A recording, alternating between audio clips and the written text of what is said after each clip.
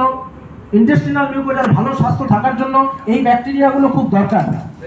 তো কি হয়, যদি এই ব্যাকটেরিয়াগুলো কোলনের পরিবর্তে যদি ওই ভিতরের স্মল ইন্টেস্টাইনে চলে যায় তখন, এবং সেখানে গিয়ে যদি বেশি করে বংশবৃদ্ধি করে ব্যাকটেরিয়ার পরিমাণটা বাড়িয়ে দেয়, সেটাকে বলা হয় হচ্ছে স্মল ইন্টেস্টিনাল ব্যাকটেরিয়াল ওভারগ্রোথ, সংক্ষেপে বলা হয় SIBO।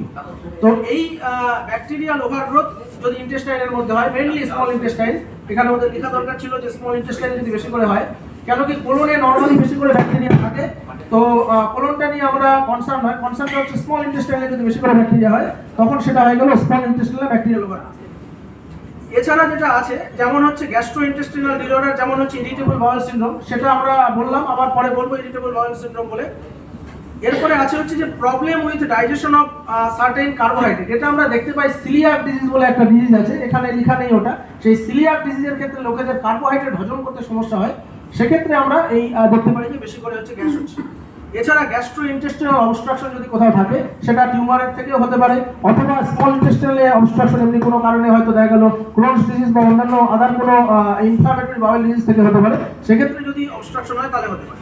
এছাড়া হচ্ছে ফুড হ্যাবিটের ক্ষেত্রে যেটা হয় সেটা হচ্ছে যদি আমরা খুব তাড়াতাড়ি খাবার খেয়ে নিই, যখন অনেকটা পরিমাণ ওই হাওয়া আমরা খাবার দাবারের সাথে খেয়ে নিচ্ছি, তখন হয়তো দেখতে পারি আমরা যে খুব ফাস্ট আমরা খাওয়া দাওয়া খেলেও সেটা আমরা দেখতে পারি যে ভিতরে হচ্ছে গ্যাসটা জমে যায়।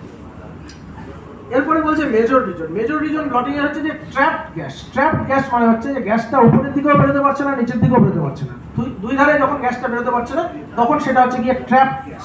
এবার এই ট্র্যাপড গ্যাসের কারণগুলো কি? ট্র্যাপড গ্যাসের কারণগুলো হচ্ছে দুটো কারণ, যদি আমরা বেশি করে খাই হাওয়া, সেটা হলো বেশি করে সোয়ালোয়েড এয়ার।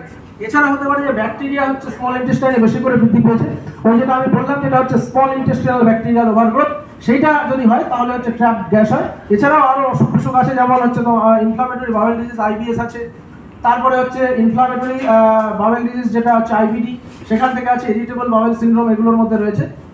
এগুলোর মধ্যে মোটামুটি আমরা বেশি ক্ষেত্রে ট্র্যাপড গ্যাসটা দেখতে পাই। তো এছাড়াও যদি এই ধরনের এই বেভারেজগুলো বেশি করে খাওয়া হয়, কোকো কোলা থেকে শুরু করে সবকিছু কার্বোনেটেড বেভারেজ, এই কার্বোনেটেড বেভারেজগুলো কি হয়, ভিতরে গিয়ে কার্বন ডাই অক্সাইড যখন পেটের ভিতরে বেরোচ্ছে বেশি করে, তখন সেটাও একটা ট্র্যাপ গ্যাসের কারণ। এবার এখানে ট্র্যাপ গ্যাসের বেশ কতগুলো কারণ রয়েছে, সেটা হলো যে কমন কজের মধ্যে একটা হলো ডাইজেশনের মধ্যে যদি আমাদের অসুবিধা থাকে কোথাও, যেমন লিভার বিলিয়ারি ট্র্যাক্টের কোথাও থেকে এনজাইম কম গঠনের ফলে খাবার দাবার হজম হচ্ছে না, সেটা একটা ডাইজেস্টিভ ইস্যু, এবং সেক্ষেত্রে পেটের ভিতরে গ্যাস হতে পারে উৎপন্ন বেশি। ফুড ইন্টলারেন্স একটা, যেমন আমার কোনো খাবারে অ্যালার্জি রয়েছে, যদি সেই খাবারটা আমি বেশি করে খেয়ে ফেলি তাহলে সেখান থেকে গ্যাসটা উৎপন্ন হতে পারে বেশি। তারপর একটা নিয়ে আমরা অলরেডি আলোচনা করেছি, ব্যাকটেরিয়াল ওভারগ্রোথ, ওটা একটা কারণ। কনস্টিপেশনটা একটা কারণ, কনস্টিপেশন হওয়ার ফলে পায়খানা রাস্তাটা যেহেতু বন্ধ থাকে সেই জন্য পেটের মধ্যে গ্যাস উৎপন্ন হচ্ছে বেশি করে।